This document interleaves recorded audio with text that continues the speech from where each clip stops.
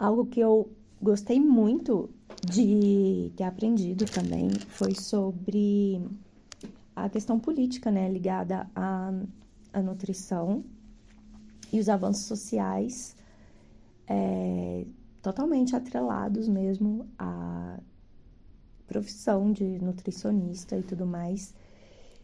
E fiquei esses anos todos, essas décadas todas sem conhecer um cara fenomenal que foi apagado da história brasileira e que é muito importante a gente resgatar esse homem na nossa história, que é o Josué de Castro.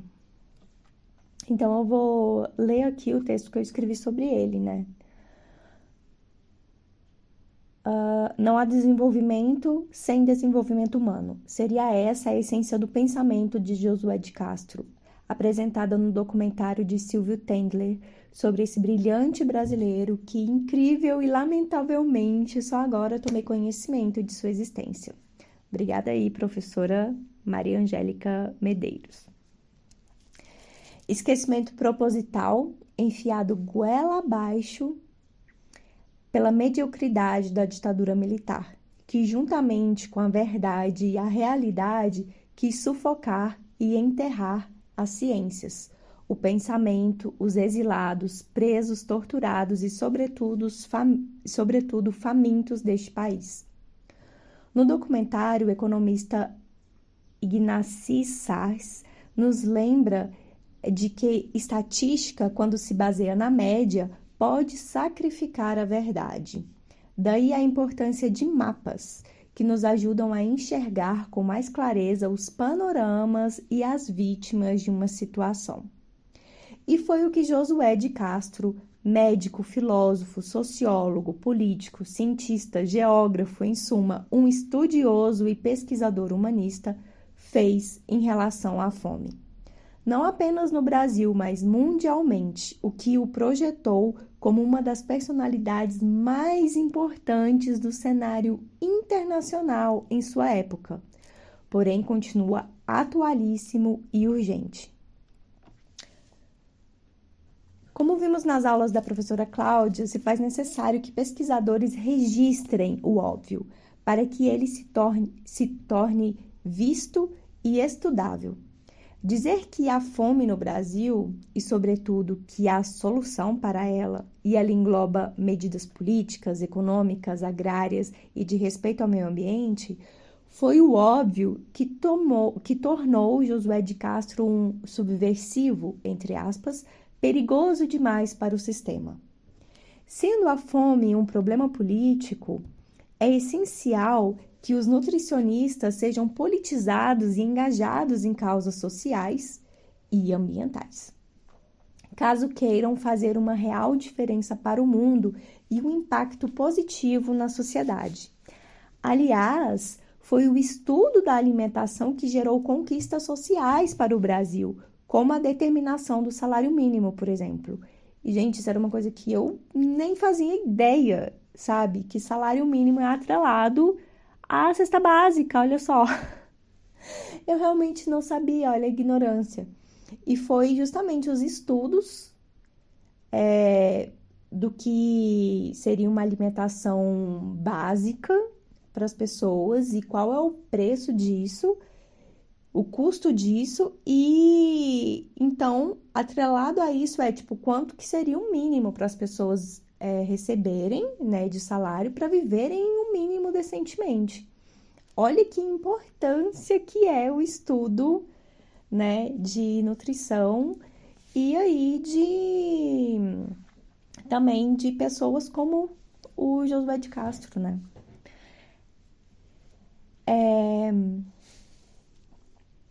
Mas, enfim, as pessoas que estudaram essas questões de alimentação. Então, essas conquistas e o combate à insegurança alimentar são muito frágeis, como aponta o artigo de Brop, em 2021, ao mostrar estatísticas com inversão da queda da insegurança alimentar e sua piora nos últimos anos. Então, a gente teve aí um governo, um desgoverno que realmente aumentou a fome, né? A insegurança alimentar da população do nosso país. E a gente vê isso se repetir agora de maneira até mais drástica na Argentina, né? Olha quem se coloca, os malucos que as pessoas colocam no poder, né? Então, Soares, citado por Brop, diz que a fome não é ausência, é produto do próprio desenvolvimento, da forma como ele é organizado, né? Então, o subdesenvolvimento é apenas seu dejeto. Porém, a mídia atrelada à ciência tecnocrata vende a ideia de que para vencer a fome é preciso produzir-se mais, investir mais em tecnologias, expandir a exploração da natureza, invertendo a realidade de que a fome é apenas reflexo da desigualdade social, da má distribuição e do acesso aos alimentos, e da própria destruição e exploração da natureza, que já produzem abundância e o suficiente para todas as espécies, mas não para a ganância e mesquinhez humanas, em sua insana ação ecocida e, portanto, suicida. Gente, se tem gente aí falando que desenvolvimento, né, que você destruindo o seu ambiente é para desenvolvimento e você está acreditando, você está sendo mais insano e idiota do que essas pessoas. Porque não é ridículo, sabe? Você destruir aquilo que te sustenta e achar que isso é desenvolvimento e achar que isso você vai ter mais saúde, mais prosperidade, mas não vai, cara. Como assim? Sabe? É a mesma coisa de eu falar assim: ah, olha, eu vou destruir a sua casa, mas isso é pro seu bem, porque essa sua casa aqui, nossa, tá tão. Ai, como assim? Você ainda constrói com cimento? Não, isso aqui é muito ultrapassado. Vamos destruir sua casa.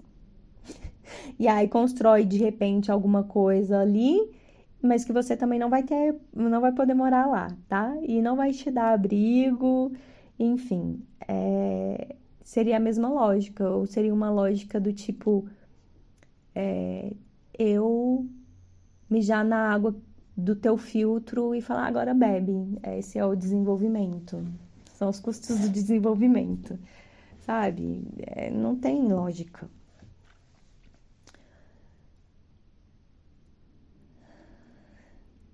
E a mesma lógica suicida, assim, e assassina, né? De quando os exploradores chegaram, os conquistadores, e deram, por exemplo, roupas para os índios e falando, não, porque é melhor para você, né? Você vai ficar mais civilizado, você é inferior e você vai estar mais abrigado, mais quentinho. E as roupas eram cheias de varíola, todas contaminadas. Então, assim, você acha que você está se aquecendo e, na verdade, você está se matando. E é isso. É a mesma lógica de você destruir a natureza e chamar isso de progresso. Progresso para quem, né? Progresso pro abismo. Progresso para onde?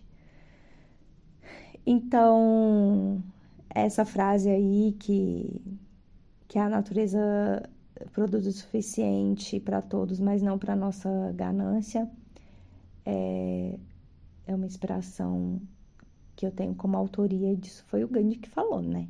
Não que depois de ler e estudar sobre o Gandhi, ele não é um cara tão legal assim. Mas essa frase faz muito sentido. Então, aliás, produção o Brasil tem de sobra e os agricultores até preferem queimar seus monocultivos quando o preço da venda não compensa a colheita. Gente, isso é uma prática que ocorre, sabe? É chocante. Então, infelizmente, isso eu vi, tá? Conversando lá em Minas Gerais com produtores fazendo isso, assim, tipo, ah, não, não tá compensando não, e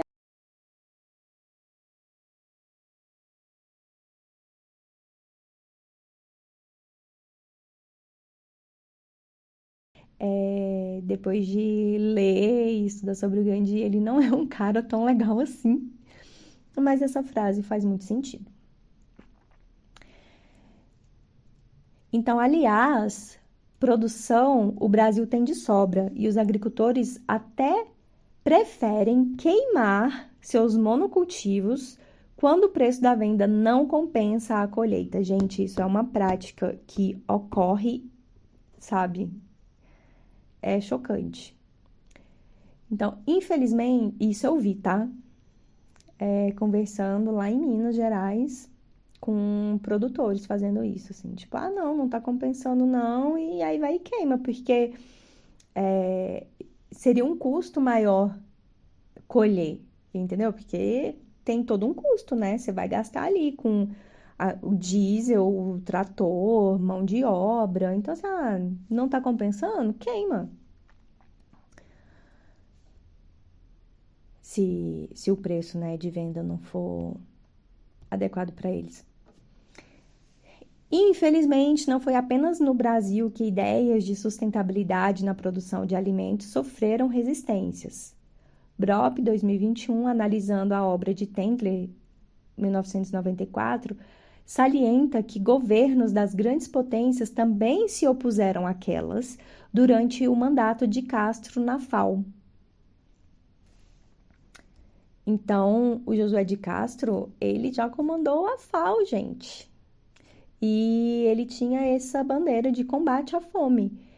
E não só combate à fome, mas também de sustentabilidade na produção dos alimentos. Então, olha só, naquela época, né, década aí de 60 e 70, ele já falava sobre isso e foi boicotado, né? Não só no Brasil, quanto pelas grandes potências também.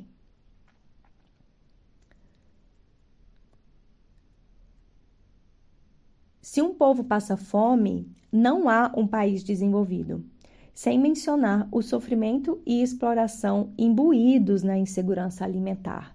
Uma nutrição adequada é essencial não apenas para a boa saúde e ausência ou superação de doenças, mas para desenvolvimento do cérebro, né, ali, intelectual, cognitivo, e da própria produtividade das pessoas. E como bem critica Brop e denunciava Castro, falta de qualidade alimentar também é uma das facetas da fome. Como não variabilidade nutricional, que é uma das consequências da monocultura, né? O uso de agrotóxicos, idem, e consumo de ultraprocessados e transgênicos. Outra verdade, entre aspas, inventada pela mídia de massa e a serviço da elite econômica é que latifúndio e monocultura representam o aumento do PIB. Porém, contraditoriamente, são os verdadeiros indutores da pobreza, perpetuando o salário de fome e principalmente concentração de terra e de renda. Esse PIB fica nas mãos de poucas famílias, uma elite agrária atrasada e limitada em diversos níveis, o que repercute inclusive na interferência dos rumos políticos do país e ameaçam nossa democracia. Essa prática agropecuária é voltada apenas para exportação e não apenas mata a natureza, como é causadora de sofrimento e tortura de animais não humanos, e é apontada em estudos de organizações internacionais de trabalho como o maior setor que emprega mão de obra escrava ou trabalhos análogos à escravidão. Eu até deixo aí uma dica, quem quiser assistir um documentário chamado Terra do Bem Virá, mostra muito claramente isso. Tem outros filmes também que vão mostrar sobre isso, mas esse é um documentário bem interessante, que fala especificamente sobre o Brasil. Voltando ao texto, vale ressaltar que tal modelo de produção apenas sobrevive, e não apenas nacionalmente, tá? Como também no cenário internacional, devido a subsídios governamentais. Não só como subsídio financeiro direto, mas perdão de dívidas, enquanto esmagam-se os agricultores familiares, né, que são alheios aos indutos financeiros, e que são quem verdadeiramente alimenta nosso povo. E os frigoríficos, eles também entram nesse pacote de incentivos governamentais. Então, gente, esse modelo de produção agrária e latifundiária e monocultora, ela realmente só sobrevive porque tem muito investimento econômico de governo, tá? Porque se não tivesse apoio governamental aí, essa galera não lucrava desse tanto, não. O que é ruim para a natureza será inevitavelmente ruim para nós, já que somos natureza, e nos levará à falência existencial. Hoje, infelizmente, vemos um retrocesso cultural e a ascensão da mediocridade oriunda da ditadura militar, pois damos palco não somente a apoiadores desse famigerado regime, como também a coaches, entre aspas, né, que pululam em podcasts e TikToks, verborragiando ignorâncias tais como fome todo mundo tem e nunca acaba, pois todo dia temos fome novamente. E naturalizando miséria e subdesenvolvimento, atrelando-os a causas naturais e raciais. Gente, assim, ó, é muito cansativo isso, é muito cansativo mesmo que hoje em dia se dê palco para isso, assim, o orgulho da ignorância, né? E essas pessoas se acham inteligentes e quem segue se acha inteligente e assim, mano, não para um segundo para raciocinar e revivem teorias que são coisas assim, que foram extremamente rechaçadas, ultrapassadas e ridicularizadas, sabe, pela ciência, assim, é revoltante, sinceramente. Então, se Castro estivesse vivo, com certeza não só teríamos acabado com a fome, como ele seria um entusiasta e implantador de sistemas agroflorestais e da agricultura orgânica. Ou talvez ele sofresse de novo infartos diariamente ao se deparar com a atual conjuntura. Um homem à frente de seu tempo, e nós ainda congelados no mesmo atraso de outrora.